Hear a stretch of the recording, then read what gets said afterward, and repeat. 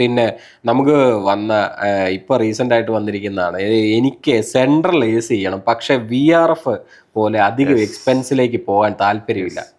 അത് നമുക്ക് വിളിച്ച ആൾക്കാർക്ക് നമ്മളൊരു എസ്റ്റിമേറ്റ് നമ്മൾ കൊടുക്കുമ്പോഴാണ് അവർക്ക് മനസ്സിലാകുന്നത് VRFന് ഇത്രയും കോസ്റ്റ് വരുന്നുണ്ടല്ലോ.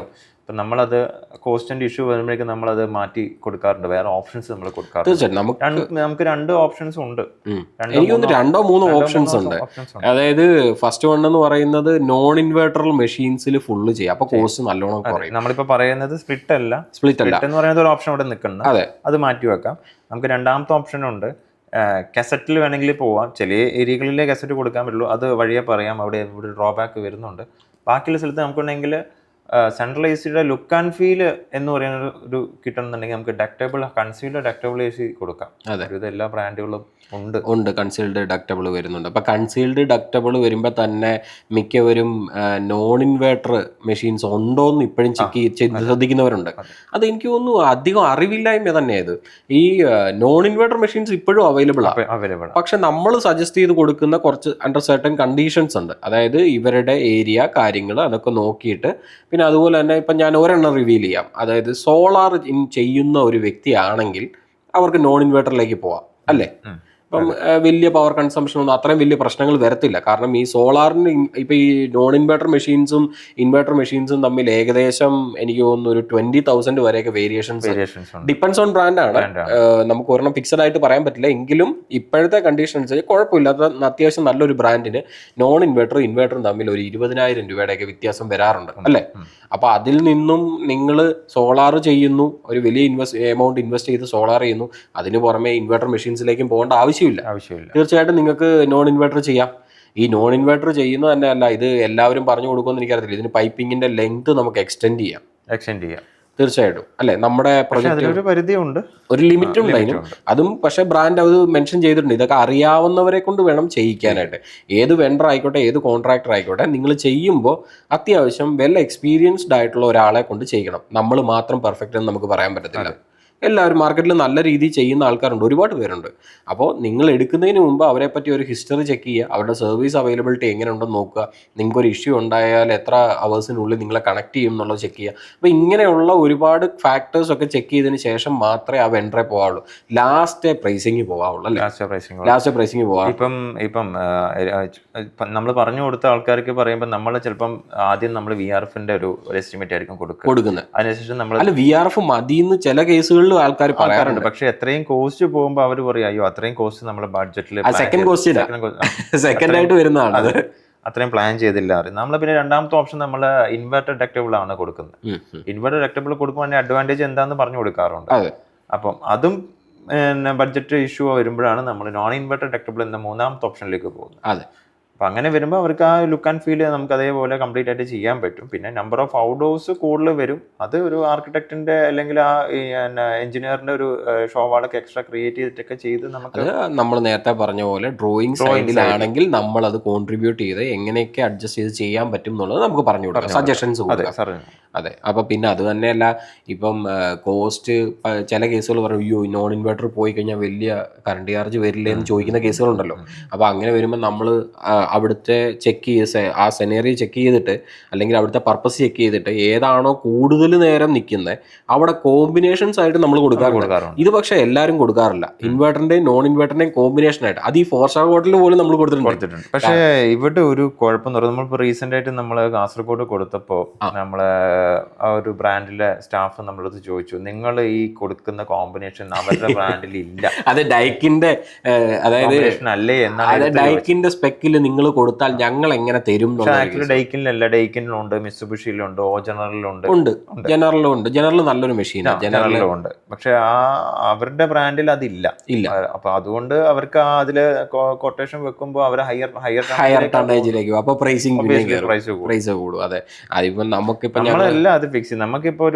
നമുക്ക് അവിടെ വന്നത് അത് ഹീറ്റ് ലോഡ് പ്രകാരമാണ് അല്ലെ. 2.2 ടണ്ണിന്റെ അടുത്താണ് നമുക്ക് വന്നത്. നമ്മള് ഹയർ 2.5 കൊടുത്തു. അപ്പൊ ആ ബ്രാൻഡിന്റെ എനിക്ക് തോന്നുന്നു 2.5 അവൈലബിൾ അല്ല, 2 അവൈലബിൾ ഉള്ളൂ. 2 പോയി കഴിഞ്ഞാൽ കസ്റ്റമർ ഒരു കേസ് വിട്ടുപോയി. അതായത് ബ്രാൻഡിന്റെ ടീം നമ്മളോട് ചോദിച്ചു 2 കൊടുത്താൽ പോരേന്ന് ചോദിച്ചു. അത് നമ്മൾ അപ്രൂവ് ചെയ്യില്ല. അത് കാരണം വെച്ചാൽ അണ്ടർ ടണ്ണേജ് വന്നിട്ട് കൂളിംഗ് ഇഷ്യൂ വരുമ്പോൾ അപ്പൊ അവർ ചോദിക്കും നിങ്ങൾ ഇത്രയും വലിയ കൺസൾട്ടന്റ് ആയിട്ട് നിങ്ങളെ ഹയർ ചെയ്തിട്ട് എനിക്ക് കൂളിംഗ് ഇഷ്യൂ ആണല്ലോ എന്നുള്ള കേസ്. അത് നമ്മളത് അപ്രൂവ് ചെയ്യാറില്ല. സോ നമ്മൾ പ്രിഫർ ചെയ്യുന്ന ഹയർ ടണ്ണേജ് 2.5. കാരണം അപ്പം ആ ഒരു എല്ലാ ബ്രാൻഡും ഒരേ സ്പെക്ക് കൊടുക്കുകയാണെങ്കിൽ ഈസിയാണ് കസ്റ്റമർ ചൂസ് ചെയ്യാം. അതെ, തീർച്ചയായിട്ടും. ചിലര് ഹെവി ഡ്യൂട്ടി മാത്രം ഫോക്കസ് ചെയ്യുന്ന ആൾക്കാരുണ്ട്. അതായത് കൊമേഴ്ഷ്യൽ അങ്ങനെയുള്ള ബ്രാൻഡുകൾ അവൈലബിൾ ആണല്ലോ. കൂടുതലും അവർക്ക് അവരുടെ ആ സ്പെക്കും ഡീറ്റെയിലും അവൈലബിൾ ആയിട്ടുള്ളത് ഇതിലാണ്. ചില കേസുകൾ നമ്മളിപ്പോൾ ബ്രാൻഡൊന്നും പറയുന്നില്ല, ചില കേസുകൾ റെസിഡൻഷ്യൽ മാത്രം കൂടുതൽ ഫോക്കസ് ചെയ്യുന്ന ബ്രാൻഡ്സ് ഉണ്ട്. അപ്പം അതുകൊണ്ട് ബ്രാൻഡ് പറയുന്നില്ല എങ്കിലും റെസിഡൻഷ്യൽ മാത്രം കൂടുതലായിട്ട് ഫോക്കസ് ചെയ്യുന്ന ആൾക്കാരും അവൈലബിൾ ആണ് മാർക്കറ്റിൽ. നമുക്ക് അടുത്ത ക്വസ്റ്റ്യൻസിലേക്ക് കിടക്കാം. ഓക്കെ, അടുത്തത് നമ്മൾ നേരത്തെ ഒന്ന് സൂചിപ്പിച്ചു പോയി. അതെ, ഒരു ചോദിക്കാറുണ്ടോ ഒരു കൺസൾട്ടന്റിനെ എപ്പോഴാണ് കോൺടാക്ട് ചെയ്യേണ്ടത്? അതെ, പിന്നെ വേറൊരു കേസ് എന്ന് വെച്ചാൽ അവിടെയാണ് നമ്മൾ ആ മറ്റേ ഈ ഇഷ്യൂ അത് വഴിയെ പറയാമെന്ന് പറഞ്ഞു, അത് നമ്മളിവിടെ പറയാം. അപ്പം ഈ കൺസൾട്ടന്റിനെ എപ്പോൾ കോൺടാക്ട് ചെയ്യണമെന്ന് പറഞ്ഞാൽ നമ്മൾ നേരത്തെ പറഞ്ഞ പോലെ തന്നെ ഡ്രോയിങ് ടൈമിൽ ചെയ്യാവുന്നുണ്ടെങ്കിൽ അത്രയും നല്ലത്. നിങ്ങൾക്ക് അത്ര എറേഴ്സ് കുറയും. അവിടെ ഏറ്റവും വലിയ ഇപ്പൊ ഓക്കെ, പ്രൈസിങ് നിങ്ങൾക്ക് എപ്പോൾ കൺസൾട്ടന്റിനെ കോൺടാക്ട് ചെയ്താലും പ്രൈസിങ് ഗ്യാരണ്ടിയാണ്. അതിപ്പോൾ ഞങ്ങളായിക്കോട്ടെ മറ്റൊരാളായിക്കോട്ടെ എങ്ങനെ പോയാലും എക്സ്പീരിയൻസ്ഡ് ആണെങ്കിൽ പ്രൈസിങ് നിങ്ങൾക്ക് കുറഞ്ഞു കിട്ടും. കാരണം ഇതിനൊരു എക്സാമ്പിൾ നമ്മൾ കാസർഗോഡ് നമ്മുടെ കാഞ്ഞങ്ങാട് മിസ്റ്റർ ഹനീഫ, അദ്ദേഹം ഒരു NRI ബിസിനസ്മാനാണ്. അപ്പം അദ്ദേഹത്തിന്റെ പ്രൊജക്റ്റില് നമ്മൾ കൊടുത്ത BOQ പ്രകാരം കൊട്ടേഷൻ വന്നു. അപ്പോൾ ഈ കൊട്ടേഷൻ വന്ന അനുസരിച്ച് നമുക്കിപ്പോൾ സോർട്ട് ചെയ്തെടുത്തപ്പോഴത്തേക്കും 9 lakh മുതൽ എനിക്ക് തോന്നുന്നു 13 അല്ല, ശരിക്കും ആക്ച്വലി ചെറിയ സ്ലൈറ്റ് ഡിഫറൻസേ ഉള്ളൂ 14 14 lakhs വരെയാണ് പ്രൈസിങ് വന്നിരിക്കുന്നത്. സെയിം ടണ്ണേജ്, കാരണം സെയിം മെറ്റീരിയൽ, കാരണം BOQ പ്രിപ്പയർ ചെയ്തിരിക്കുന്നത് നമ്മളാണ്. അതുകൊണ്ട് ഒരു കാര്യവും വിട്ടുവീഴ്ചയില്ല. എല്ലാം സ്റ്റാൻഡേർഡൈസ് ആയിട്ട് ഏത് പൈപ്പ് യൂസ് ചെയ്യണം, ഏത് അക്വസ്റ്റിക് മെറ്റീരിയൽ യൂസ് ചെയ്യണം. അത് മാത്രമല്ല എല്ലാവർക്കും ക്വാണ്ടിറ്റി സെയിം ആണ്. നമ്മൾ കൊടുത്തത് ക്വാണ്ടിറ്റി സെയിം ആണ്. ബ്രാൻഡ് നമ്മൾ അതായത് ഫോർ എക്സാമ്പിൾ ഒരു 20 മീറ്റർ പൈപ്പിംഗ് എക്സാമ്പിൾ ആണ്. നമ്മൾ 20 മീറ്റർ പൈപ്പിംഗ് എന്ന് പറഞ്ഞാൽ എല്ലാവർക്കും 20 മീറ്റർ പൈപ്പിംഗ് ആണ്. അക്വസ്റ്റിക് ഇത്ര സ്ക്വയർ മീറ്റർ യൂസ് ചെയ്യണമെന്ന് പറഞ്ഞാൽ ഇത് ഇത്ര സ്ക്വയർ മീറ്റർ ആണ്, ഡക്റ്റിംഗ് ഇത്ര, എല്ലാം പ്രീ ഡിഫൈൻഡ് ആയിട്ട് തന്നെ നമ്മളെല്ലാം പറഞ്ഞു കൊടുത്തു. എല്ലാം പറഞ്ഞ് ആ BOQ കംപ്ലീറ്റ് ഉണ്ട്. അവർക്ക് ജസ്റ്റ് റേറ്റ് മാത്രം ഇട്ടാൽ മതി.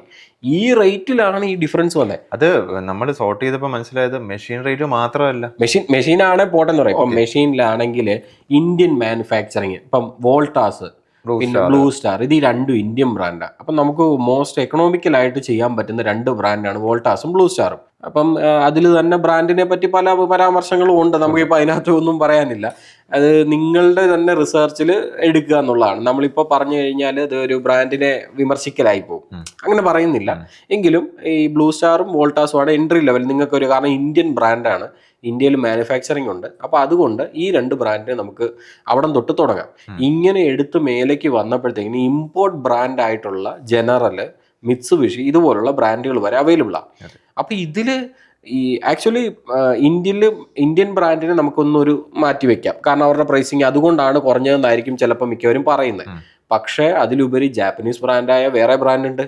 ഈ ജാപ്പനീസ് ബ്രാൻഡ് വന്ന പ്രൈസിങ്ങും മറ്റേതിന്റെ ഇമ്പോർട്ട് വരുന്ന പ്രൈസിങ്ങും തമ്മിൽ ഇപ്പം മാക്സിമം കൂടിപ്പോ ഒരു 25,000 കൂടും അല്ലേ? അതെ, പക്ഷെ ഇവിടുത്തെ രസം അതല്ല. ഇവിടെ എന്ന് പറയുന്നത് ജാപ്പനീസ് ബ്രാൻഡിന്റെ റേറ്റ് ആണ് ഇന്ത്യൻ ബ്രാൻഡിനെക്കാട്ടും താഴ്ന്നിരിക്കുന്നത്. അതെങ്ങനെ പോസിബിൾ ആവുന്ന എനിക്ക് അറിയത്തില്ല സത്യം പറഞ്ഞാൽ. ഞാനത് 2 പ്രാവശ്യം ചിന്തിച്ചു. അപ്പൊ ഇദ്ദേഹം എത്ര പ്രോഫിറ്റിനായിരിക്കും ഇട്ടത് അല്ലേ? തീർച്ചയായിട്ടും അത് പലപ്പോഴും മിസ്റ്റേക്ക് നമുക്കതിനെ അങ്ങനെ പറയാൻ പറ്റുന്നില്ല. കാരണം എന്ന് വെച്ചാല് 14 lakhs ഓൾമോസ്റ്റ് ഡബിൾ, ഒരു വീടും കൂടെ വേണം ചെയ്യാം. ആ പ്രൈസിങ്ങിലൊക്കെയാണ് മെഷീൻ കൊണ്ട് കൊടുത്തിരിക്കുന്നത്. മെഷീൻ മാത്രമാണ് നമുക്ക് പോട്ടെ എന്ന് പറയാം. മെഷീൻ്റെ ആണെങ്കിൽ ഇപ്പം നമുക്ക് പറയാം ആ ബ്രാൻഡ് പ്രീമിയം ആണ്, ചിലരൊക്കെ പറയാറുണ്ട് ആ ബ്രാൻഡ് പ്രീമിയം ആണ്. ആക്ച്വലി ബ്രാൻഡ് പ്രീമിയം കൊണ്ട് ഇവരെന്താ ഉദ്ദേശിക്കുന്നത് എനിക്ക് മനസ്സിലായില്ല. അതുപോലെ നമുക്ക് റീസെന്റ് ആയിട്ട് നമുക്ക് ഒരു ക്ലയന്റ് നമ്മുടെ അടുത്ത് പറഞ്ഞതാണ്, ഇവിടെ നമുക്ക് ബ്രാൻഡിന്റെ പേര് പറയാം, മിത്സുബിഷിയുടെ ഒരു ബ്രാൻഡ് മേടിച്ചു വെച്ചു, അവിടെ സർവീസ് സർവീസ് ആവശ്യം അതുകൊണ്ട് അതാണ് പ്രിഫർ ചെയ്തത്. അത് മതി എന്ന് പറഞ്ഞു. അത് ആരാ ഇത് പറഞ്ഞു കൊടുക്കുന്നതെന്ന് അറിയില്ല. ഞാൻ ഈ പറയുന്ന കാര്യം അല്ലെങ്കിൽ നമ്മൾ ഈ പോഡ്കാസ്റ്റിൽ പറയുന്ന കാര്യം തെറ്റാണെങ്കിൽ നിങ്ങൾക്ക് വിമർശിക്കാം അല്ലേ. ഇപ്പൊ ഈ ഒരു ബ്രാൻഡ് ഞാൻ ഏറ്റവും പ്രീമിയം വാങ്ങിച്ചു വെച്ചു, പക്ഷെ അതിന് സർവീസ് ചെയ്യണ്ട, അതുകൊണ്ടാണ് അതിന് സർവീസ് വേണ്ടാത്തത്, അങ്ങനെ ഒരു സംഭവം ഉണ്ടോ?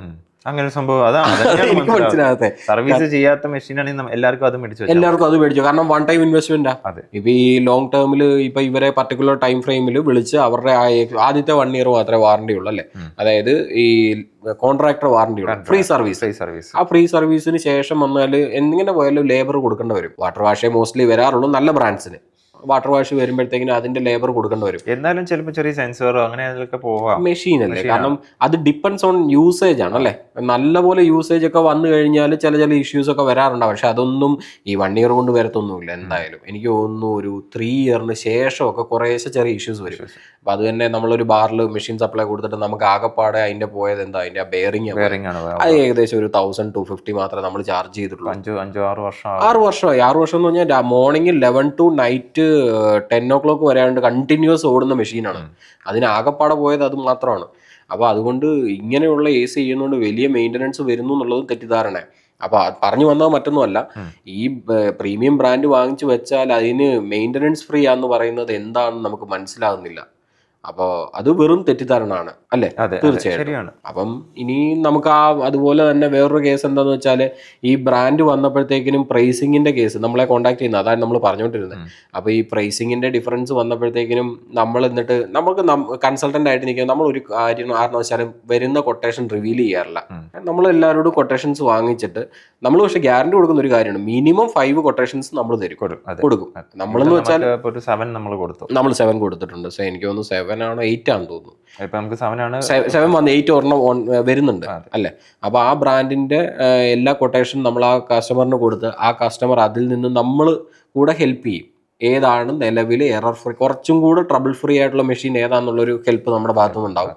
അതിന്റെ കേസിൽ എല്ലാം കൂടെ വെച്ച് അവർ സോർട്ട് ചെയ്ത് ഫൈനൽ ചെയ്യാൻ പോവാണ്. അല്ല, ഇപ്പം ഇത് തന്നെ നമ്മളെ തൃശ്ശൂരുള്ള വർക്ക്, അവിടെ നമ്മൾ എൻട്രി ആവുന്നതിന് മുന്നേ ഓൾറെഡി വെണ്ടർ ഒരു 2 വെണ്ടേഴ്സ് ആയിട്ട് ഓൾറെഡി ക്ലയന്റ് സംസാരിച്ചായിരുന്നു. അവിടെയാണ് നേരത്തെ നമ്മൾ പറഞ്ഞ ഈ ഒരു എറേഴ്സ് ഉണ്ടോ എന്ന് പറഞ്ഞത്. അതിലേക്ക് വരാവുന്ന അത് എന്താന്ന് വെച്ചാല്, എല്ലാ മെഷീന്റെയും ഇത് നമ്മൾ നേരത്തെ പോഡ്കാസ്റ്റിലും പറഞ്ഞിട്ടുണ്ട്, എല്ലാ മെഷീന്റെയും എല്ലാ പ്രൊഡക്റ്റും എല്ലാ സ്ഥലത്തും ആപ്ലിക്കബിൾ അല്ല. ഒന്നുകൂടെ പറയാം, എല്ലാ മെഷീൻ്റെ എല്ലാ പ്രൊഡക്ട്സും എല്ലാ സ്ഥലത്തും ആപ്ലിക്കബിൾ അല്ല. അത് അന്ന് ഒരാൾ നമ്മളെ കോൺടാക്ട് ചെയ്ത അതെനിക്ക് തോന്നുന്ന ഒരു ഡീലറാണെന്നാണ് തോന്നുന്നത്. അവർ നമ്മളെ കോൺടാക്ട് ചെയ്തിട്ട് പറഞ്ഞു, നിങ്ങൾ ഇങ്ങനെ പറഞ്ഞാൽ എങ്ങനെയാ പറയുന്നത്, എല്ലാ ആൾക്കാരും സജസ്റ്റ് ചെയ്യുമ്പോൾ ചോദിക്കുമ്പോഴത്തേക്കിനും ചോദിക്കുന്നുണ്ട് എന്താണ്. അതിനൊരു എക്സാമ്പിൾ നമുക്ക് പറയാം. ഇപ്പൊ ഈ തൃശ്ശൂർ പ്രൊജക്റ്റില് ഓൾറെഡി വെണ്ടർ എൻ്റർ ആയതിനു ശേഷമാണ് നമ്മൾ ഒരു ഔട്ട്ലൈൻ കൊടുത്തു, എവിടെ ഏതൊക്കെ മെഷീൻ ചെയ്യണം എന്നുള്ളത് ഔട്ട്ലൈൻ കൊടുത്തു. നമ്മൾ പോയി ചെന്ന് നോക്കിയപ്പോഴത്തേക്കിനും അത് കൊടുക്കാൻ പോസിബിൾ അല്ല. കാരണം ഓപ്പൺ ആയിട്ട് റിവീൽ ചെയ്യാം, കിച്ചണിൽ കാസറ്റ് കൊടുത്തു. കിച്ചണിൽ കാസറ്റ് കൊടുക്കാൻ പറ്റില്ല. ഇപ്പൊ അതൊരു ഷോ കിച്ചൺ ആണെങ്കിൽ കൊടുക്കാം. ഷോ കിച്ചൺ അല്ല, ഷോ കിച്ചൺ ആണെ കുഴപ്പമില്ല. ഈ നമ്മുടെ ഇതിന്റെ ഒരു രീതി പറയാം, നമ്മുടെ ആൾക്കാർ കൂടുതലും പുട്ടും കടലയൊക്കെയാണ് മോർണിംഗ് ബ്രേക്ക്ഫാസ്റ്റ് വരുന്നത്. ഈ പുട്ടും കടലയും അല്ലെങ്കിൽ ഈ ഫ്രൈ ചെയ്യുന്ന ഐറ്റംസ് ഇങ്ങനെ നമ്മൾ യൂസ് ചെയ്യും. ഇപ്പോൾ ഫോറിനേഴ്സ് ആണെങ്കിൽ അവർ സോർട്ട് ചെയ്താണ് യൂസ് ചെയ്യുന്നത്, സോർട്ട് ചെയ്ത് വെജിറ്റബിൾ സോർട്ട്, സാലഡ് അങ്ങനെയൊക്കെയാണ് ചെയ്യുന്നത്. അങ്ങനെയൊക്കെ ചെയ്താൽ എനിക്ക് തോന്നുന്നു ഒരു പരിധി വരെയൊക്കെ അത് ആപ്ലിക്കബിളാണ്. ഈ നമ്മുടെ ആൾക്കാർ ഈ ട്രഡീഷണൽ രീതിയിൽ ഫുഡ് ഫോളോ ചെയ്യുമ്പോൾ ഇത് കൊണ്ടുപോയി മെഷീൻ വെച്ച് കഴിഞ്ഞാൽ 100% ഗ്യാരണ്ടിയാണ് അതിനകത്ത് ഗ്രീസ് ഫോർമേഷൻ ഉണ്ടാവും അല്ലേ. പിന്നെ അടുത്ത സ്റ്റെപ്പ് എന്ന് പറഞ്ഞാൽ ഡ്രെയിൻ ബ്ലോക്ക് ആവില്ല. അടിക്കടി നമുക്ക് റിപ്പീറ്റഡ് ആയിട്ടുള്ള സർവീസ് ഡ്രെയിൻ ബ്ലോക്ക് ആയ വാട്ടർ ലീക്കേജ് വരാം. അതെ, ഇതിന്റെ ലാസ്റ്റ് എൻഡ് എന്നാ പറയാം, നേരത്തെ പറഞ്ഞ പോലെ ആ ബ്രാൻഡ് കൊള്ളത്തില്ല എന്ന് പറയും. അതെ, അത് ഏത് ബ്രാൻഡും ആയിക്കോട്ടെ, അത് ശരിക്കും ആ വെൻഡറുടെ എററാണ് അല്ലേ. അതിനിപ്പം നമുക്കിപ്പോൾ എന്ത് ചെയ്യാൻ പറ്റും? അതുകൊണ്ടാണ് ഞങ്ങൾ ഇപ്പോഴും പറയുന്നത്, എല്ലാ ബ്രാൻഡിന്റെ എല്ലാ മെഷീൻസും എല്ലാ സ്ഥലത്തും ആപ്ലിക്കബിൾ അല്ല. ഇത് ഒരു എക്സാമ്പിളാണ്. ഇതുപോലെ പല കാര്യങ്ങളുണ്ട്. അതും എല്ലാം നമുക്കിവിടെ പറഞ്ഞ വീഡിയോ ലെങ്തി ആയിപ്പോ, അതുകൊണ്ട് നമ്മൾ അതിലേക്കൊന്നും കിടക്കുന്നില്ല. പിന്നെ അതുപോലെ തന്നെ വേറൊരു ഫാക്ടറാണ് മിക്കവരും കാണിക്കുന്നതാണ്, ഈ പ്രീമിയം പ്രൊഡക്ട്സ് നേരത്തെ പറഞ്ഞ പോലെ തന്നെ വാങ്ങി വെച്ചാൽ എക്സ്പോസ്ഡ് ആയിട്ടുള്ള വാൾസ് അല്ലേ. എക്സ്പോസ്ഡ് വാൾ, VRF വേണ്ട, പക്ഷെ എനിക്ക് ഡക്റ്റബിൾ മതി. അതുപോലെ എക്സ്പോസ്ഡ് വാൾ എനിക്ക് തോന്നുന്നു ഒരു 9000+ സ്ക്വയർ ഫീറ്റ് ഉണ്ട് അദ്ദേഹത്തിന്. അറിയാൻ പറ്റിയ ബിസിനസ്മാന്റെ വീട് തൃശ്ശൂർ. അപ്പൊ അദ്ദേഹം നമ്മളോട് ചോദിച്ചു, എനിക്ക് VRF വേണ്ടെന്ന് ആദ്യമേ പറഞ്ഞിരുന്നു. മേ ബി അദ്ദേഹത്തിന് VRF ചെയ്ത ഏതെങ്കിലും പ്രൊജക്റ്റിൽ എന്തെങ്കിലും ഒരു ട്രബിൾ, ഏതെങ്കിലും ഒരു ഫ്രണ്ട് ആരെങ്കിലും സജസ്റ്റ് ചെയ്ത് കാണും. അതായിരിക്കാം അദ്ദേഹം അങ്ങനെ പറഞ്ഞത്. നമുക്ക് ഓപ്ഷൻ ഉണ്ട് അല്ലേ? നമ്മൾ ആ ഡ്രോയിങ് സൈഡിൽ തന്നെ അദ്ദേഹത്തിന് കൊടുത്തു. ഇതിന് ആക്ച്വലി പൈപ്പിംഗ് നമുക്കൊരു പർട്ടിക്കുലർ ലെങ്ത് വരെ നീട്ടാൻ പറ്റും. അവിടേക്ക് നീട്ടിയിട്ട് നമ്മളത് ഹൈഡായിട്ട് വളരെ അല്ല. പക്ഷെ വേറൊരു കാര്യം എനിക്ക് ഇഷ്ടപ്പെട്ടതെന്ന് പറഞ്ഞാല് ആള് പറഞ്ഞൊരു കേസ് ഉണ്ട്. അതേ കേസ് നമ്മളുടെ 2 വേറെ സൈറ്റിലും ഉണ്ട്. അതായത് കൊല്ലത്തും ഉണ്ട്, അതേപോലെ കൊച്ചി തമ്മനത്തും ഉള്ള ക്ലയൻസ് തന്നെ പറഞ്ഞു. അവര് ഫാൾ സീലിംഗ്സ് മാക്സിമം ഒഴിവാക്കുകയാണ്. ഫാൾ സീലിംഗ് യൂസ് ചെയ്യുന്ന ബഡ്ജറ്റ്, അതിലേക്ക് മുടക്കുന്ന പൈസ AC-ലേക്ക് ഇൻവെസ്റ്റ് ചെയ്യാം, എന്നിട്ട് AC മാക്സിമം കപ്പാസിറ്റി വന്നോട്ടെ എന്ന രീതിയിലാണ്. അപ്പം ബെഡ്റൂമൊക്കെ ഫാൾ സീലിംഗ് ഇല്ല, ചെറിയ ഏരിയകളിൽ മാത്രമേ ഫാൾ സീലിംഗ്, എവിടെയാണ് പൈപ്പ് റൂട്ട്സ് പോകുന്നത് അവിടെ മാത്രം ചെയ്ത് മാക്സിമം സീലിംഗ് ഇല്ലാത്ത രീതിയിലാണ്. അതായത് സീലിംഗ് ചെയ്ത് ഹ്യൂജ് ഇൻവെസ്റ്റ് ചെയ്യാൻ താല്പര്യമില്ല. അങ്ങനെ ഒരു കംഫർട്ടിലേക്കാണ് പുള്ളിക്ക് പ്രാധാന്യം. അത് തന്നെയാണ് ബാക്കി രണ്ടുപേരും അല്ല. അതിലേക്ക് നമുക്ക് വരുന്നതിന് മുമ്പ് നേരത്തെ പറഞ്ഞ പോലെ ഈ മെഷീൻ പ്ലേസ് ചെയ്യുന്നത് നമുക്ക് ഹൈഡ് ചെയ്ത് ചെയ്യാൻ പറ്റും അല്ലേ? നേരത്തെ ഞാൻ പറഞ്ഞിരുന്നത് അത് തന്നെയാണ്. അപ്പം അതൊരു വലിയ ഫാക്ടറാണ്. കാരണം മെഷീൻ ഇപ്പോൾ 9,000+ സ്ക്വയർ ഫീറ്റ് ഒക്കെ ചെയ്യുമ്പോഴത്തേക്കിനും അദ്ദേഹം അല്ലെങ്കിൽ ആർക്കിടെക്ട് നിർബന്ധം ഉണ്ടായിരുന്നു ഒരു കാരണവശാലും ഔട്ട്ഡോഴ്സ് എക്സ്പോസ്ഡ് ആവരുത്. അത് പുറമെ ഈ അത്യാവശ്യം വിസിബിലിറ്റിയും, കാരണം ഇത് ലാൻഡ്സ്കേപ്പിംഗ് ഒക്കെ അത്യാവശ്യം നല്ലപോലെ ചെയ്യുന്നുണ്ട്. അപ്പൊ ഫോക്കസ് ഇപ്പൊ ആൾക്കാർ അത്ര ശ്രദ്ധിക്കുന്നുണ്ട്. അപ്പൊ ഈ ശ്രദ്ധിക്കുന്ന പോലെ തന്നെ അതൊരു L ഷേപ്പിൽ വരുന്ന ഒരു റോഡിന്റെ ഒരു കോർണറിലാണ്, 2 സൈഡിൽ നിന്നും വ്യൂ വരുന്ന ഒരു വീടാണ്. അതെ. അപ്പൊ 2 സൈഡിലും നമുക്ക് ചെയ്യാൻ പറ്റില്ല. ബാക്ക് സൈഡിലേക്കോ അല്ലെങ്കിൽ ലെഫ്റ്റ് സൈഡിൽ വേറെ വീടുണ്ട്, മാക്സിമം ബാക്ക് സൈഡിലേക്കോ അല്ലെങ്കിൽ ടെറസിലേക്കോ ആയിരിക്കും ചെയ്യാം. ലെഫ്റ്റ് സൈഡിൽ നമുക്ക് ഒരു പരിധി വരെ ചെയ്യാം. അതായത് ഒരുപാട് യൂസ് ഇല്ലാത്തൊക്കെ റൂട്ട് ചെയ്ത് അങ്ങനെ ചെയ്യാൻ പറ്റും. അപ്പം അവിടെ തന്നെ നമ്മൾ നല്ലോണം കോസ്റ്റ് എഫക്റ്റീവ് ആക്കി കൊടുത്തിട്ടുണ്ട് അദ്ദേഹത്തിന്. അപ്പോൾ അങ്ങനെയും ചെയ്യാം. പിന്നെ അതുകൂടാതെ തന്നെ നേരത്തെ ഇപ്പം പറഞ്ഞ പോലെ തന്നെ സീലിംഗ് ചെയ്യണമെന്നുള്ള മിക്കവരും ചോദിക്കുന്ന ഒരു ചോദ്യമാണ്, സീലിംഗ് ചെയ്താലല്ലേ ഡക്റ്റബിൾ ചെയ്യും? ആക്ച്വലി സീലിംഗ് ചെയ്യണമെന്ന് നിർബന്ധമില്ല. ഒരു ആ മെഷീൻ പ്ലേസ് ചെയ്യുന്ന ഭാഗം മാത്രം നിങ്ങൾക്ക് ഹൈഡ് ചെയ്യാം അല്ലേ? മെഷീൻ പ്ലേസ് ചെയ്യുന്ന ഭാഗം മാത്രം ഹൈഡ് ചെയ്തുകൊണ്ട് വളരെ കോമ്പാക്റ്റ് ആയിട്ട് ചെയ്ത് നമുക്ക് തീർക്കാൻ പറ്റും. അപ്പോൾ എനിക്ക് തീർച്ചയായിട്ടും അതെ, അവിടെ അങ്ങനെ തന്നെയാണ് കൊടുത്തത്. അപ്പൊ അതുകൊണ്ട് ഗുണം എന്താന്ന് വെച്ചാൽ ആ ക്ലയന്റിന് സീലിംഗ് ചെയ്യുന്നതിന്റെ എക്സ്പെൻസ് ഇല്ല, വളരെ കോസ്റ്റ് എഫക്റ്റീവ് ആയിട്ട്. പക്ഷെ അപ്പം ഇദ്ദേഹം പറഞ്ഞു എനിക്ക് കൂളിംഗ് ഇഷ്യൂ വരാൻ പാടില്ല. അപ്പം അദ്ദേഹം പറഞ്ഞു, എനിക്ക് തോന്നുന്നു മേ ബി അദ്ദേഹം എവിടെയെങ്കിലും പോയിട്ട് മിക്കവാറും കൂളിംഗ് ഇഷ്യൂ ഉണ്ടായിട്ടുണ്ടോ എന്ന് എനിക്ക് നല്ല സംശയമുണ്ട്. അപ്പോൾ അങ്ങനെ തന്നെ ചെയ്തു. പിന്നെ അതുപോലെ തിയേറ്ററിൽ ആദ്യം വന്ന വെൻഡർ നമ്മളോട് പറഞ്ഞ എന്നാന്ന് വെച്ചാൽ 2 ടണ്ണിന്റെ മിത്സുബിഷി എന്ന് പറഞ്ഞ ബ്രാൻഡിന്റെ ഹെവി ഡ്യൂട്ടി കൊടുക്കാമെന്ന് പറഞ്ഞു. നമ്മൾ വന്ന് നോക്കിയപ്പോൾ ഡക്റ്റബിൾ ചെയ്യാനുള്ള പ്രൊവിഷൻ ഉണ്ട്. അവരും എറണാകുളത്തുള്ള ഡീലർ തന്നെയാണ്. പക്ഷെ എന്തുകൊണ്ടാണ് അവർ അങ്ങനെ സ്പ്ലിറ്റ് പോയതെന്ന് എനിക്കറിയില്ല. സ്പ്ലിറ്റ് ചെയ്യേണ്ട ആവശ്യമില്ല. അത് നിങ്ങൾ വെറുതെ എന്തായാലും തിയേറ്ററിൽ സീലിംഗ് വരുന്നുണ്ട്. അതെ, സീലിംഗ് ഉണ്ട്. വളരെ ഭംഗിയായിട്ട് നമുക്ക് പ്ലേസ് ചെയ്യാനുള്ള ഓപ്ഷനും അവൈലബിൾ ആണ്. അത് കിടന്നിട്ട് പോലും ഇവർ കൊണ്ടുപോയിട്ട് സ്പ്ലിറ്റിലേക്ക് വെച്ചു.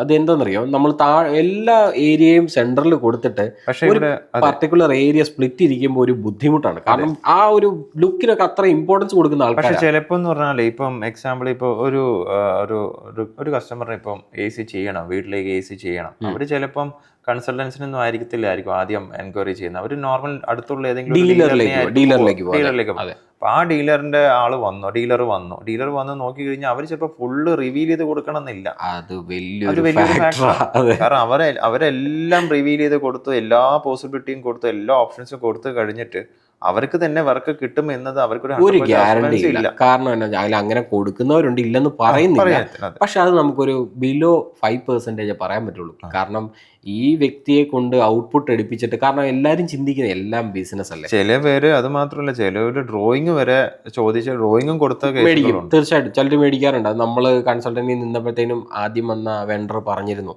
എൻ്റെ കയ്യിൽ നിന്ന് ഡ്രോയിങ് വരെ വാങ്ങിച്ചു, ഞാൻ അത്രയും ഇതിന് പുറമെ എഫേർട്ട് എടുത്തിട്ടുണ്ട്. നമ്മൾ പറഞ്ഞു, നമ്മളെ ഹയർ ചെയ്തിരിക്കുന്ന ഒരു പർട്ടിക്കുലർ പർപ്പസിനാണ്. അത് നമ്മൾ എപ്പോഴും പറയും. അതായത് ക്ലയന്റിന് കോസ്റ്റ് എഫക്റ്റീവ് ആയിട്ട് മാക്സിമം എഫിഷ്യൻസി കിട്ടുന്ന രീതിയിൽ തീർത്തു കൊടുക്കുക പ്രൊജക്ട്. അത് പറയുന്ന ടൈം ഫ്രെയിമിൽ തീർത്തു കൊടുക്കുക. പിന്നെ മെറ്റീരിയൽ ക്രോസ് ചെക്ക് കാര്യങ്ങളെല്ലാം അവർക്ക് എന്ത് ഡൗട്ട് ഉണ്ടെങ്കിലും നമ്മളെയാണ് കോൺടാക്ട് ചെയ്യുന്നത്. പിന്നെ ആർക്കിടെക്റ്റിന്റെ കണക്ട് ചെയ്യേണ്ട ആവശ്യമില്ല.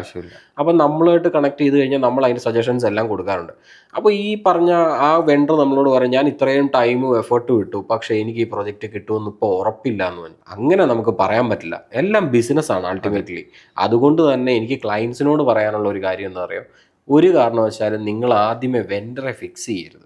ഇപ്പൊ വെണ്ടർ ഫിക്സ് ചെയ്താലും ചില 5% ക്ലയൻസ് ചിലപ്പം ആദ്യം ഫിക്സ് ചെയ്യുന്ന വെണ്ടർ തന്നെ ചിലപ്പോൾ വർക്ക് കൊടുക്കാറുണ്ട്. ഇപ്പം ഞാൻ അത് ശരിയാ, അത് എല്ലാവരും അല്ല, വളരെ ചുരുക്കം ആൾക്കാർ അങ്ങനെ ചെയ്യാറുണ്ട്. പക്ഷേ അതിനകത്ത് ഒരു ഫാക്ടർ എന്താണെന്നറിയോ, നമ്മൾ നേരത്തെ പറഞ്ഞ പോലെ ഇപ്പൊ ഇവർ കണക്ട് ചെയ്യുന്ന അല്ലെ നിയറസ്റ്റ് ഡീലർ ചിലപ്പോൾ ഒരു എക്സ് എന്ന് അല്ലെ എ എന്ന് പറയുന്ന ഒരു ബ്രാൻഡാന്ന് കുട്ടിക്കോ, ആ ബ്രാൻഡിന്റെ സ്പെക്ക് അവിടെ അവൈലബിൾ അല്ലെന്ന് വെച്ചോ, അതായത് 2.2 ടൺ മതി നേരത്തെ പറഞ്ഞ കണ്ടീഷൻ, 2.5 വെക്കാം, 2.5 ഇല്ല, അദ്ദേഹം എന്ത് ചെയ്യും, 3ലേക്ക് പോകും. 3ലേക്ക് പോകേണ്ട ആവശ്യമുണ്ടോ ബെഡ്റൂമിന്? ശരിക്കും അത് മണ്ടത്തരല്ലേ, കാരണം നോയിസ് ആണ്, പല പ്രശ്നങ്ങളും ഉണ്ടാവും. അപ്പൊ അങ്ങനെ വരുമ്പോൾ അദ്ദേഹം എന്ത് ചെയ്യും, ചില കേസുകളൊന്നും റിവീൽ ചെയ്യില്ല, അത് ക്ലയന്റ് സഫർ ചെയ്യും. അപ്പൊ എന്തായി, ശരിക്കും 2.5ന്റെ സ്പെൻഡ് ചെയ്യേണ്ട സ്ഥാനത്ത് 10,000-20,000 രൂപ കൂടുതൽ കൊടുത്തിട്ട് 20 അല്ല, എനിക്ക് തോന്നുന്നു ഡക്റ്റബിൾ ഒക്കെ വരുമ്പോൾ കുറച്ചുകൂടെ പ്രൈസിങ് വരുന്നുണ്ട്. അത് മാത്രമല്ല സൗണ്ട് ഇഷ്യൂ ഉണ്ട്. ഇത്രയും വലിയ ഗിടുകിടാ തണുപ്പ് കുറച്ചിട്ട് അതിനകത്തിരിക്കേണ്ട കാര്യമില്ല, ഭയങ്കര തണുപ്പായിരിക്കും. തണുപ്പിന്റെ മാത്രമല്ല ആ ഒരു മെഷീൻ അപ്പം നമുക്ക് അക്കോസ്റ്റിക് കൊടുത്ത് സൗണ്ട് കുറക്കണം എന്നുണ്ടെങ്കിൽ നമ്മൾ അത്രയും ഡക്ടറോട്ട് ലെങ്ത് കൂട്ടണം. ബെഡ്റൂമിൽ അത്രയും ലെങ്ത് കൊടുക്കാൻ ഓപ്ഷൻ ഇല്ല. അതെ, അപ്പം എപ്പോഴും നിങ്ങൾ ആദ്യമേ കൺസൾട്ടന്റിനെ ഹയർ ചെയ്യുക എന്നുള്ളതായിരിക്കും ഏറ്റവും ബെസ്റ്റ് ഓപ്ഷൻ. അതല്ല നിങ്ങൾ കൺസൾട്ടന്റിന്റെ അത്രയും പോകാൻ താല്പര്യം ഇല്ല എന്നുണ്ടെങ്കിൽ നിങ്ങൾക്ക് അത്രയും ട്രസ്റ്റ്ഫുൾ ആയിരിക്കണം, ആ വെണ്ടർ എല്ലാം പറഞ്ഞു തരുന്നു എന്ന്. അതെ, അങ്ങനെ ഉണ്ടെങ്കിൽ പോവാം, അങ്ങനെയുണ്ടെങ്കിൽ പോവാം. പക്ഷെ ചിലവർ എന്ന് പറയുന്നത് ഒരു വെണ്ടറിനെ വിളിച്ചു വരുത്തി എല്ലാ കാര്യങ്ങളും എടുത്ത് അത് കഴിഞ്ഞ് അടുത്ത ആൾ വിളിച്ചു വരുത്തും, അവരുടെ എല്ലാ കാര്യങ്ങളും എടുത്ത് ലാസ്റ്റ് വർക്ക് ഇപ്പൊ മൂന്നാമത്തെ ആൾക്ക് കൊടുക്കും. അപ്പൊ നോക്കുമ്പോൾ അവർ എ എന്ന് പറയുന്ന വെണ്ടർ വന്നു, ബി എന്ന് പറയുന്ന വെണ്ടർ വന്നു, ഇവർ രണ്ട് റേറ്റ് എടുത്തു. ആദ്യത്തെ രണ്ടുപേരും ചിലപ്പോൾ നല്ല ക്വാളിറ്റിയിൽ നല്ല കോൺഫിഗറേഷനിൽ നല്ല സ്പെക്ക് ഉള്ള മെറ്റീരിയൽസ് ആയിരിക്കും കൊടുത്തത്. മൂന്നാമത്തെ ആള് ചിലപ്പം ഈ പറഞ്ഞ പോലെ എന്തെങ്കിലും ക്വാണ്ടിറ്റി ചിലപ്പോൾ കുറച്ച് വെച്ചിട്ടുണ്ട്, സ്റ്റാൻഡേർഡ് ക്വാണ്ടിറ്റി കൊടുക്കും. ചിലപ്പോൾ ഒരു 6 മീറ്ററിൽ വരേണ്ട സ്ഥലത്ത് 6 മീറ്റർ, അതായത് കൊട്ടേഷനിൽ മെൻഷൻ ചെയ്യും 6 മീറ്ററിന് മേലെ വരുന്നതിനെല്ലാം standard pricing apply.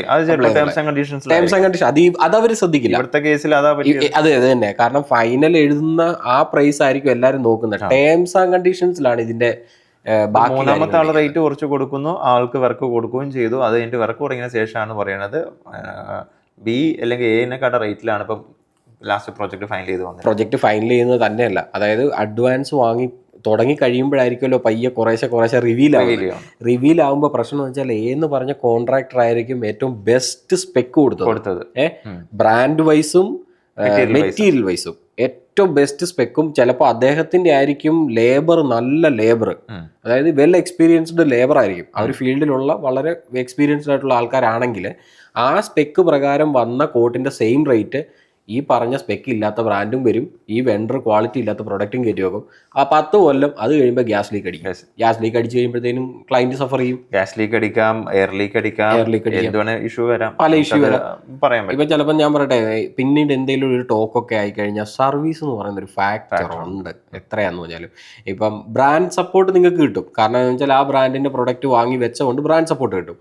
Brand support കിട്ടിയെന്ന് പറഞ്ഞാലും ഒരാൾക്ക് കൊടുത്ത്, നിങ്ങൾ ഫ്രാങ്ക് ആയിട്ടൊന്ന് ചിന്തിച്ച് നോക്കും, നിങ്ങൾ വർക്ക് ഒരാൾക്ക് കൊടുത്തു, സർവീസിന് വേറൊരാളെ വിളിച്ചു, അവർ വന്നു കഴിയുമ്പോൾ അവർക്ക് നിങ്ങളോട് പ്രത്യേകിച്ച് കമ്മിറ്റ്മെന്റ് ഇല്ല, വന്ന ജോലി തീർക്കുക എന്നുള്ളേ ഉള്ളൂ. വന്ന ജോലി തീർക്കുമ്പോൾ അവർ ഒരു രീതിയിലും പ്രൈസിങ്ങിലൊന്നും കുറയ്ക്കുകയല്ല. മറ്റേത് ഓൾറെഡി വർക്ക് ചെയ്ത കോൺട്രാക്ടർ തന്നെയാണ് അവർ പ്രൈസിങ് കുറയ്ക്കും. പല ബെനിഫിറ്റ്സും ഉണ്ട്, അത് നമുക്ക് പറയാതിരിക്കാൻ പറ്റുകയില്ല, അല്ലേ? തീർച്ചയായിട്ടും. അപ്പൊ നമുക്ക് അടുത്ത ക്വസ്റ്റ്യനിലേക്ക് അല്ല, അതും ഇപ്പം അതിൽ ഇതും കൂടി ഒരു കേസും കൂടി പറഞ്ഞിട്ട് അവിടെ നമുക്ക് വൈൻഡ് അപ്പ് ചെയ്യുന്നത്, നമ്മളിപ്പോൾ റീസെന്റ് ആയിട്ടുള്ള നമ്മളെ ബാർ ഹോട്ടൽ പ്രൊജക്റ്റില് ഇവിടത്തെ എന്ന് പറഞ്ഞാൽ നമ്മൾ ആ ക്ലയന്റ് ആദ്യം വന്ന വെൻഡറിന് തന്നെ കൊടുക്കാം എന്ന് അവർ പറഞ്ഞിട്ട്, ഈവൻ റേറ്റ് വൈസ് കൂടുതലാണെങ്കിലും ആ വെൻഡർ തന്നെ കൊടുക്കാന്ന് പറഞ്ഞിട്ട് അവർ അങ്ങനെ ചെയ്തവരുണ്ട്. തീർച്ചയായിട്ടും ഉണ്ട്. അതായത് ആ പുള്ളി ആദ്യം മുതലേ കഷ്ടപ്പെടുകയാണെന്നാണ് പറഞ്ഞത്. അതെ, പക്ഷെ എന്നാലും സ്റ്റാർട്ടിങ് മുതൽ ഉണ്ടായിരുന്ന ഓപ്ഷൻസ് ഒക്കെ കൊടുത്തു. കാരണം പക്ഷേ റേറ്റ് വൈസ് ഇച്ചിരി കൂടുതലായിട്ട് കൂടി ആ വർക്ക് ആ വെണ്ടറിന് തന്നെ കൊടുത്തു. അതായത് ഫൗണ്ടേഷൻ ലെവൽ തൊട്ട് തന്നെ അവർ ചെയ്തു. നമ്മൾ അവിടെയും അങ്ങനെയുള്ള ആൾക്കാരും ഉണ്ട്. നമ്മൾ വെണ്ടർ എൻ്റർ ആയതിനു ശേഷമായിരുന്നു അവിടെ. പക്ഷെ അത് കഴിഞ്ഞപ്പോഴത്തേക്കിനും നമ്മൾ അവരോട് പറഞ്ഞു, അവിടെയും വേറൊരു ഫാക്ടർ ഉണ്ട് കേട്ടോ. ആ വെണ്ടർ വെച്ചത് 135 ടണ്ണായിരുന്നു. അത് 135 ടൺസ് ആയിരുന്നു ചെയ്തിരുന്നത്. അപ്പോൾ അത്രയും വലിയൊരു ഇത് വെച്ചിട്ട് നമ്മൾ നമ്മുടെ ഇത് പ്രകാരം ഹീറ്റ് ലോഡ് എടുത്തപ്പോഴത്തേക്കിനും 150 ആയി. അപ്പോൾ അണ്ടർ ടണ്ണേജ് വെച്ച് കോട്ട് എടുക്കുക എന്നുള്ളതല്ലേ അദ്ദേഹം ചെയ്തത്? ഒരു പക്ഷേ അങ്ങനെ ആയിരിക്കാം. നമുക്ക് ആക്ഷേപിക്കുന്നില്ല, അല്ലെ അടച്ച് പറയുന്നില്ല. അപ്പോൾ അങ്ങനെ തന്നെയാണ്. അല്ലെങ്കിൽ ചിലപ്പോൾ അറിവില്ലായ്മ എന്ന് തന്നെ പോട്ടെ, നമുക്ക് അങ്ങനെ കൂട്ടാം. അപ്പോൾ എന്താ പ്രശ്നം എന്ന് വെച്ചാൽ 15 ടണ്ണോളം അവിടെയും നമ്മൾ എൻട്രി ചെയ്യുന്നതിന് മുന്നേ ഓൾറെഡി വന്ന കോട്ടിൽ 155 160 ഉണ്ട്. 160 ഓവർ ടണ്ണേജും വന്നിട്ടുണ്ട്. അപ്പം റേറ്റ് വൈസ് വരുമ്പോൾ ഒരു 15 to 20 lakhs ഡിഫറൻസ് ഒക്കെ അവർ പറഞ്ഞില്ല. 1 crore കയറിയിട്ടുണ്ടായിരുന്നു. 1 crore ആദ്യം ഈ വെണ്ടർ വെച്ച് 65 lakhs അല്ലെ? 65 lakhs 135 ടൺസ്. ബാക്കി ഡീറ്റെയിൽസ് എല്ലാം നോക്കി നമ്മളത് ക്രോസ് ചെക്ക് ചെയ്തപ്പോൾ പല കാര്യങ്ങളും അതിനകത്ത് മിസ്സിംഗ് ആണ്. നമ്മൾ അതെല്ലാം കട്ട് ചെയ്തു. ഈ BOQ വേണ്ട, ഞങ്ങളുടെ സ്റ്റാൻഡേർഡ് BOQയിൽ റേറ്റ് തരാൻ പറഞ്ഞു. 89 lakhs ആയിരുന്നു വന്നത്. 89 lakhsൽ തന്നെ മൾട്ടിപ്പിൾ ബ്രാൻഡുകൾ വന്നിട്ടുണ്ട് അല്ലേ. കരിയർ, തോഷിബ വന്നു, ഡൈക്കിൻ വന്നു, പിന്നെ അതുപോലെ തന്നെ നമ്മൾ മിത്സുബിഷി വന്നു. മിത്സുബിഷി നമ്മൾ ഇൻഫോം ചെയ്തായിരുന്നു. ഇപ്പം നമ്മൾ എൻ്റർ ആകുമ്പോഴത്തേക്കും നമ്മൾ ഓൾമോസ്റ്റ് നമ്മുടെ നമ്മൾ സ്പെക്ക് പ്രകാരം മെഷീൻസ് അവൈലബിൾ ആയിട്ടുള്ള എല്ലാ ബ്രാൻഡ്സിനും നമ്മൾ ഇൻവൈറ്റ് ചെയ്യും. കാരണം മാക്സിമം എപ്പോഴും കോമ്പറ്റീഷൻ ഉള്ളിടത്തെ കസ്റ്റമറിന് പ്രൈസിങ് ബെനിഫിറ്റ് ഉള്ളൂ. അത് ഫാക്റ്റാണത്. അപ്പം നമ്മൾ ഏറ്റവും ബെസ്റ്റ് കോമ്പറ്റീഷൻ കൊണ്ടുവന്ന് അവരെ കൊണ്ടുവന്ന് പ്രൈസിങ് നമ്മൾ താക്കുകയും അത് എന്നിട്ട് ലാസ്റ്റ് ഈ ഫൈനലായ ആ ബ്രാൻഡിന്റെ ഒരു ഹെഡ് വന്ന് അവർ സ്പെഷ്യൽ പ്രൈസിങ് കൊടുത്ത് എന്നിട്ട് അഡീഷണൽ ഡിസ്കൗണ്ട് കൊടുത്തു. അപ്പം നമ്മൾ അവരോട് പറഞ്ഞു ഇത്രേ ചെയ്യാൻ പറ്റുള്ളൂ എന്നുള്ളത്. ആ നെഗോസിയേഷൻ വരെ നമ്മൾ നടത്തി. നെഗോസിയേഷൻ വരെ ചെയ്ത് അതിനുശേഷം 3 പേരുടെ കോട്ട് ഫൈനലായി. അതിൽ നിന്നും ഷോർട്ട് ലിസ്റ്റ് ചെയ്തു. ഒരു കോട്ട് ഫൈനലായി അവർക്ക് കൊടുക്കാം എന്നുള്ള കേസ് വന്നു. പക്ഷേ ഇദ്ദേഹം ആദ്യം തൊട്ടേ നടക്കുന്ന ഒരു കമ്മിറ്റ്മെന്റിന്റെ പുറത്ത് ഒരു 1.5 lakhs ഹയർ ആയിട്ട് കൂടി അദ്ദേഹത്തിന് തന്നെ ഞങ്ങൾ സജസ്റ്റ് ചെയ്തത് കുറഞ്ഞ ഈ പറഞ്ഞ ആളെയായിരുന്നു. പക്ഷെ ക്ലയന്റിന്റെ ഒപ്പീനിയൻ പ്രകാരം അവരുമായിട്ട് പോകുമായിരുന്നു. അതുകൊണ്ട് പക്ഷെ ഇപ്പൊ വേറൊരു കാര്യമുണ്ട്, നമ്മൾ ആ പ്രൊജക്റ്റിൽ കുഴപ്പമൊന്നുമില്ല. നമ്മളെല്ലാ കാര്യങ്ങളും സൂപ്പർവിഷൻ മൊത്തം നമ്മുടെയാണ്. അതുകൊണ്ട് തന്നെ അങ്ങനെ സ്മൂത്ത് ആയിട്ട് പോകുന്നുണ്ട്. ഇപ്പൊ എനിക്ക് തോന്നുന്നു ഒരു 3 to 4 months തന്നെ ലൈവ് ആവും, അത് കമ്മീഷനിങ് ആവും.